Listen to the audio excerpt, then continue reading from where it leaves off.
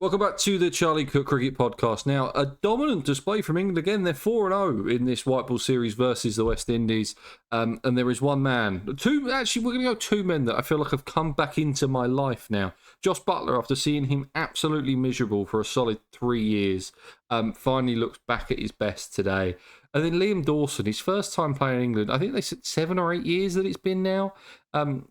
Just bowled superbly. Like he answers so many questions for every single England side, whether it's the T20 team, the Test side, the ODI squad. It does not matter. Liam Dawson should be in every single team that England put out for the next 2 years. And the fact that he's not is an absolute joke. I'm joined with Joe today. We're going to go through the game, what we liked, what we didn't like. I'm going to start off with Liam Dawson because I've literally just sat there for 2 hours, just rather upset that Rob Key's a coward and hasn't picked him in all formats yet. Yeah, he bowled class, and he bowled with control, disguise. Like, obviously, not a mystery spinner, but there was an air of mystery about how he bowled. Like, obviously, the wickets, I think it was Nasty pointed it out on comms, those kind of like slower, floaty ones outside off stump. You've got to be bold to be a successful white ball spinner, especially someone who doesn't really have much kind of, he's not a sun on the ride type bowler where he's just going to, turn the ball both ways or anyway, and, you can't really guess what's going to happen. And he's got that disguise and he's got that mystery without being a mystery spinner, and it's so effective. And I just love watching him bowl. I thought he bowled well in the power play, bowled well in the middle overs, obviously came back basically at the death and bowled really well. And I think that was impressive as well, as the fact that he bowled well across different phases. It wasn't just, he's good in the power play, but then, struggles outside of that, or, only really good with the hard ball in the power play, but struggles with the softer order ball. There was no issues like that. Like, Liam Dawson's class. We've seen it for years for Hampshire. We've seen it for England as well. And finally, he's got picked. Hopefully, it's the first of many appearances he makes now. Look, age is just a number. Right? He might be 34, 35, whatever, but he's clearly one of England's best spinners. Rashid aside, he's England's best spinner, I would argue, just generally speaking. So I'm hoping this is kind of like the start of something really, really positive for Dawson in England, and hopefully he can kind of show up with the bat as well. I'm sure he can. Obviously, wasn't required tonight, but yeah, I thought he was fantastic. And as I say, control, lots of kind of disguise, a little bit of like mystery about it, and bravery as well. And those four things combined with bowling in different phases made for a brilliant bit of bowling. I've got two really kind of out there Liam Dawson takes. And you can tell me that I'm being an arsehole or I'm stupid or whatever you want to call me at this point. But I've got two of them. Is he better than Jadeja? I'm going to say no, because Jadeja's played international cricket for longer. But if they both played a lot of international cricket or the same amount of international cricket, then maybe if you had to pick one for the next 2 years, are you picking him or Jadeja? They're about the same age. I think Jadeja might be a year older. Yeah, you're actually asking me that and putting me on the spot for an answer. Yeah, I'm asking you a question because I'm taking Liam Dawson at this point. All right. It's really tricky. Like, there's merit to both. I think Dawson's a better batter than Jadeja, or at least a more consistent batter. Jadeja's probably a better fielder, probably a better bowler. Yeah, I think it depends what you're looking for.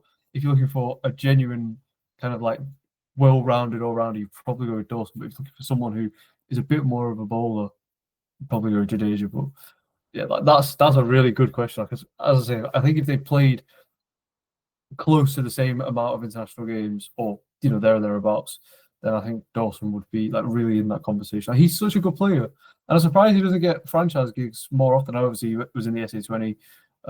He's played a little bit of BBL cricket, but like I think he would have got a PSL contract if it wasn't for the NOCs and the them having their season during the start of the championship. I think he still is focused on Hampshire. I think he's kind of just looking at his commitments to red ball cricket. Probably still wants to play Test cricket, right? So, like for me, like having a player like that available to England for all three formats is really interesting. That's someone I looked at today who I think going to Australia, and obviously different format, but going to Australia, it's hard not to see. He has to play. At least contributing to an extent. Like the fact that he's such a good batter as well. Like this isn't just some kind of like okay batter who can kind of like do a job at number 8, number 9. This is a genuine all rounder. Like he He could bats bat number six. 5. He walks into the Test side and bats six.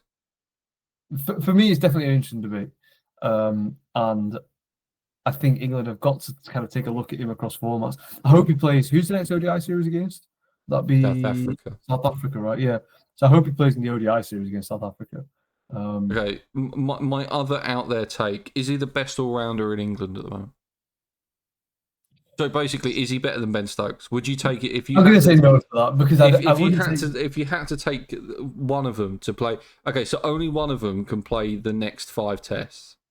Do you want Dawson or do you want Stokes? I'm going to take Stokes because Stokes can do things even someone like Joe Root can't. Like Stokes just can have those moments. And I know Stokes obviously you could argue struggled a bit for form with the bat, but Stokes just has those moments. And I don't think anyone else in the country can. Even Joe Root, like no one else can replicate what Stokes can do. Okay, that's probably me getting a little bit giddy about Liam Dawson. Well, I think he's up there in terms of best all rounders in the country. He's definitely up there. Like I don't have a problem with him being in that conversation. But I'd say Stokes is the only person I've definitely put ahead of him. I'm trying to think off the top of my head who else I'd put up there. No one springs to mind immediately. I mean, if you're arguing Chris Wokes is an all rounder, maybe you could argue it's Chris Wokes. Wokes, Jamie Overton. I wouldn't put either of them ahead. Maybe Ryan Ahmed, but it's a bit early for that kind of call. Like, yeah, it's a really good shout. It's a really good shout. I was sat there today watching the game, just watching him bowl this amazing spell, and just thinking, I'll watch Bashir. I've got to sit down and watch 5 tests of Bashir, bob 20 overs a day. When we could have this, someone with so much skill, so much control, knows his game inside out, bats, fields, does everything else, and yeah, no, I wasn't happy. But I'm going to stop that. We're going to go and talk about Josh Buttler now. 96 off 59 today. Unlucky not to get to his century. Started off quick, wickets fell around him. He then kind of stabilised the innings, and then tried to push on towards the end to get us up to a decent total. But couldn't quite get there. He just kind of looks back to himself. He looked good in the IPL, at a new place there as well. I think he was just at that point of his career when he just needed a bit of a change. His IPL team changed. Obviously, the captaincy didn't have that any longer, and just seems to be concentrating on his bat. And I don't think that captaincy ever really suited him. I think filling the shoes of Owen Morgan was just far too difficult. And I thought he looked fantastic today. Yeah, I thought he was the Josh Buttler of old. This is as good as I've seen him play for I don't know how long. Like he was exceptional, and to see him in that kind of flow state where everything just seemed to be going for him was just exquisite to watch. And some of the shots that he played, I've never seen Butler play them. I think there was that. I can't remember who was bowling, but it was that reverse sweep over kind of like backward point, like third man, that he basically had to like, you know, when Butler plays a reverse sweep and he just kind of like flicks his wrist and he goes for 4. This one he actually had to kind of like follow through. It was a slower ball and it was just that kind of a shot, and I was just like, wow, like that is. I think it was Dre Russ that it was off, wasn't it? Sorry, say that again. I think it was Andre Russell that it was off. It might have been, yeah. It was towards the end of his innings anyway. And I saw that and it was like, that is just sensational. I thought he used the depth of his crease well. Like, again, that's not really something I've seen Butler do too much, is stepping outside off stump like that. Like I've seen Josh Butler play for years, everyone has. And that's something that I've never seen him do much in his career in terms of using his crease like that to that extent. The other thing I think I didn't really do it tonight, to be honest, but the other thing he's added to his game is charging the seamers. He's never really done that before the past kind of few months. Kind of since the winter really is when I really noticed it. And I think those couple of things just make him such a better cricketer. And I think the consistency as well, like he knows he's the number 3 because Duckett's going to open and probably Salt. I thought Smith was fantastic as well again tonight. So, the likelihood is Butler's going to slot in at that number 3 spot. And it's the same thing that he does in the IPL as well, with obviously Gillis and Dawson opening for Gujarat Titans, and then he's at number 3. And I think that consistency probably helps as well, knowing you've got 2 very, very good, consistent openers ahead of you, be it, Duckett and Salt, Duckett and Smith, whoever it may be. I just think that role suits Butler well. And he's someone who can attack the game at all kind of in all phases. He can score runs in the power play with ease. Throughout the middle overs, he can accelerate, he can easily clear the ropes. And now he's getting inventive and stepping outside off stump, almost to the wide lines at times. Like he was almost batting on those to access different areas of the ground. Like I've never seen Butler do that, and I was amazed. Like in terms of just as a cricket fan, it was just incredible to watch. And like I say, he was in that Yeah. flow state. Like everything was going for him. I'm gutted he got out. Obviously, he had a very good chances of getting his highest ever T20I score. He was only, I think, 5 short of equaling it. He's 101, I think, in Sri Lanka. Yeah, I think Yeah. that charge down to the seamers is a very McCullum thing. Yeah. It's something that he tries to get. He did in his career, and then moving on to his coaches. I mean, you see the test side do it all the time to try and throw batters off their length. I remember watching a Jared Kimber video on it, and I think he called it the Bazball Shuffle, where they would just run at seam bowlers to try and throw them off their length because they'll either go too short, too full, and if you just stand there, you can whack it for 6 because you've either got a half volley or you've got this kind of big loopy bouncer that you can just smash. Does work, has worked. Seen it work. So it's interesting that he's brought that into his game since McCullum took over. I mean, that's what the best do, isn't it? It's something that Joe Root is always praised for, of just always improving his game and bringing new things into his game. I think Josh Butler's doing that as well. I really think that just getting rid of that captaincy has massively helped. One thing I did want to ask, what did you think of the team today, of how it was made up? Well, I thought before the game, like obviously Chester Street is somewhere that is a little bit more spin friendly. I was very surprised they only went with 2 seamers. I was really surprised, but it took the West Indies a while to adapt and figure out they've got to bowl into the pitch kind of a little bit slower, take the pace off, and that's what works. And we saw that at the end of England's innings. The West Indies kind of restricted England. I thought that was quite a good score on that pitch. I know, obviously, you said before to me that you thought England were a little bit short, but I thought that was a good score once West Indies has figured out, bowl into the pitch, bowl, caught the slow ball, take the pace off. And I thought England's picking, well, there was 4 spinners? Rashid, Jack, yeah, 4 Bethel, spinners, and Dawson. And then Carsu's going to bowl a lot into the pitch, and it's someone who can take that pace off. And then, look, I know Potts, didn't get it right at times tonight, but I'm a big fan of Potts, generally speaking. I know you are too. He's someone who's a very, very kind of like big point of difference, almost like England's Alzari Joseph in a way. So I thought England got that bang on in the end, and I thought that was a really good team selection. I think that shows good from like kind of good levels of adaptability from Brook and obviously Baz as well, but particularly Brook. I feel like in England's side's gone by, even under Morgan, we wouldn't have seen that level of adaptability. And I think Brook's kind of adding that. And look, if that was a pitch tonight where it was a really flat pitch that needed pace on, we might not have seen Dawson. We might not have seen Jacks even. We might have seen Sakeem Mahmood and Luke Wood play, or something like that. Or obviously Overton's injured, but someone like an Overton could have played instead. And I think that kind of adaptability was brilliant. So I thought I was a little bit kind of surprised they went that pace off heavy before the game. But after seeing, kind of how West Indies struggled and how they adapted, I was like, oh, England have got this bang on. And that's why I was so confident England will be able to defend that score. Yeah, the thing that threw me off is it was the 2 seamers, and it was kind of the obvious option to kind of, you could go with the same makeup of the team, but go with 3 seamers by just dropping Tom Banton rather than trying to shoehorn in at 5. That was a little bit odd, to be fair. I actually forgot about that. That was a little bit odd. I felt a bit bad for him. I think it was Nas who said on commentary, he's not batted at 5 or that low since his debut in like 2017 or something, 2018 for Somerset. So that was a bit odd, to be fair. But I think they kind of want to try and test Jacks at 7.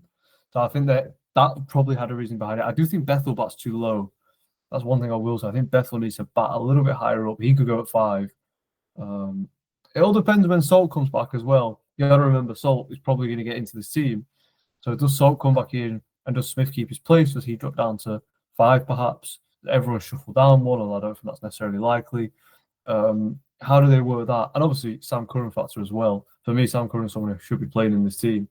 I think he could be a really good number 6. So if they do decide to kind of not go with Banton, you Yeah. could put Bethel up to 5, Curran at 6. So however they want to do it, and obviously add another left-hander in as well. I thought that especially in T20, Dawson at 7, Cast at 8. That's not a short batting lineup. You're not. It's not like if you had Potts coming in at 8, or like a Luke Wood or something like that coming in at 8, then it's a bit of a worry. But Cast can bat. Cast can throw the bat at it at the end of the innings. If you've got your number 8 in T20 coming in anything less than 4 overs left anyway, you're in trouble as it is. Yeah, yeah. There's no point of trying to plan for being 6 down with more than 4 overs left because you're already in the shit. So that's where I would have gone. I would have picked a Mahmood or a Luke Wood. I would have liked to see Wood play because I think, again, a point of difference, left arm are genuinely quick. For me, like just off the top of my head, probably the best death bowler in white ball cricket in England. I Yeah, really think that. Call it Lancs bias, whatever. But obviously, I've seen a lot of Luke Wood over the years for Lancs, and obviously before that as well for other counties he's played for, not particularly. And I just think he's probably the best death bowler England have in terms of nailing those Yorkers, executing them, even better than Jofra, I would argue, or at least as good as. So yeah, yeah, I agree. of course we've got Really good. that's actually something we didn't consider is Jofra. Kind of looking forward to the World Cup. Jofra, someone who's going to play most likely if he's fit and available. So that's someone else who's going to be thrown into the mix. So you've got so many options: Potts, Archer, Mahmood. Castle is like he's almost a shoe-in. Overton, Luke Wood. I'm going to throw Sam Curran's, kind of hat into the ring, even if he's not in their plans. I would like to see him in their plans. So that's a lot of kind of options with the ball. With in the fast bowling department, so they're not short of options. No, not at all. In terms of West Indies, anything impress you today? I thought once they, as you said, once they worked out how to bowl on the pitch, they were a lot better. The batting just seemed a little bit reckless for me. There was points where they Yeah, were just in good positions. It felt like after that drinks break, they just kind of threw wickets away. yeah. There was that one over off Bethel, where they were right on with the rate, and I thought, who was batting? It was Lewis, and I can't remember who was batting. I want to say Hope, but I don't think that was right. Uh, Um, is it Chase? Oh, It was maybe. Ross and Yes, it was. It Chase. was Lewis and Chase. That's right. When they took Beth for about 20, I think it was 24 off that over. I think it was the 10th Hmm. over.